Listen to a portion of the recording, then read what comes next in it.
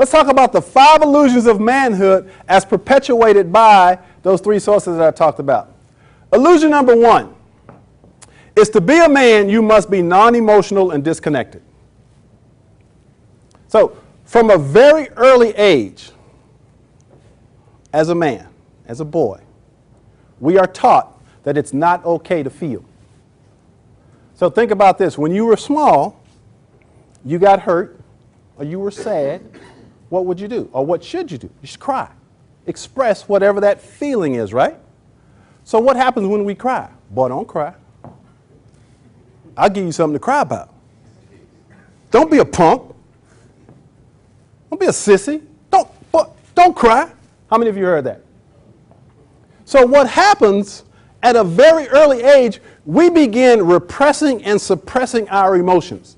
And then what we do is we begin processing everything from the neck up.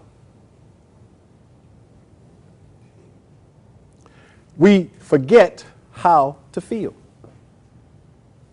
We disconnect from the most important aspect of our humanity, which are our emotions, our feelings. Because to me, our feelings are the language of our soul. You have them for a reason. You showed up with them. You just forgot how to feel and express them. Because our society keeps telling us that that's not okay for men. You don't want to appear overly sensitive. We don't want to be weak, right? So we put on these masks and begin pretending. But that causes a lot of destruction in our lives. That's the first illusion. Illusion number 2 is that to be a man, you must use sexual conquest as a gauge for manhood. From a very early age, what are we taught? Our job is to sleep with as many women as possible. Am I lying? No. From about junior high on, right? It's all about trying to get some. Why do we do that? Because if you look at our families, our cultures, and our media, they've taught us that as men, that's what we're supposed to do. So we want to get notches on our belts by trying to sleep with as many women as possible. That, my friends, is an illusion. Sleeping with a lot of women does not make you a man. But it's an illusion that has been perpetuated since the beginning of time. You with me? Illusion number 3 is to be a man, you got to have money and material possessions. Now, don't get me wrong. There is absolutely nothing wrong with making money, and lots of it. Nothing wrong with that. The problem is we sell our souls for stuff. Because we're trapped in this illusion that to be a man, I got to have stuff. When in reality, all you need is you. You don't need stuff. But what do? Let's say, for example, we meet a lady. And so we want to go out on a date. What are we going to do? We got to get dressed up, take it to a restaurant we can't afford, get the car clean, borrow our friend's car so we look like we're representing. We all do that, right? We've all done it. Because we're trapped in this illusion that to be a man, we have to have money and material possessions. That's an illusion, my friends. That's an illusion. Illusion number 4 is to be a man, you must have titles, positions, and power. Once again, there's absolutely nothing wrong with getting degrees, being educated, being a doctor, being a lawyer. Nothing wrong with that at all. But see, in our society, they set it up that if we don't have those things, a lot of us who don't have them, we think we're less than men. So we try to compete and measure up against those guys. When in reality, you got to be happy with who you are. So titles, positions, and power does not make you a better man. A doctor is not a better man than somebody that works at Wendy's.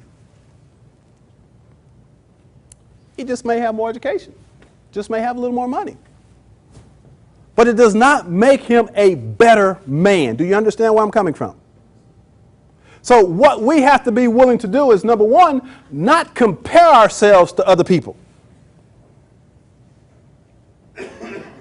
Be happy with who we are. But this illusion will drive you insane because you think you always got to try to keep up with other people. Don't do that. And number 5 is, to be a man, you must constantly compete with and outdo other men. See, there's this unwritten law that men don't talk openly about, that we always trying to outdo each other. There's nothing wrong with competition, don't get me wrong. But what we as men have to learn how to do in what I'm calling my new conversation with men is to support each other. And to say, look, man, this is how I got here. I want to help you get there. That's why I do what I do. That's what William does what he does. He wants to empower you, uplift you. We have to stop competing against each other. It's not getting us anywhere. Are you with me? So, those are the 5 illusions of manhood as perpetuated by our families, our cultures, and our media. And it's important that we learn how to break free from those illusions. So would anybody like to know how to break free? Anybody interested in that conversation? The way to do that is, first of all, I have come up with my own definition of what it means to be a man. And this is just Michael Taylor's definition. I want you to come up with your own definition of what it means to be a man. But to me, a man is a person of the male gender who knows who he is, and he lives a life of faith, accountability, integrity, and responsibility. That to me is a man. And so faith, I've got as an internal knowing that you can accomplish anything your heart desires. You know, it's been said that faith is the evidence of things unseen. We've all heard that, right? That to me, there's an internal knowing in your spirit that you know what you're capable of. Accountability. Being willing to make tough decisions and stick by them. Because guess what? Life is tough. That's just the way it is. But you got to be willing to be accountable, make tough decisions. Integrity, simply doing what's right even when you don't have to. Okay? And responsibility, which is the ability to respond to life's challenges without blaming others. Stuff happens, but it isn't until you take full responsibility for your life that you can succeed.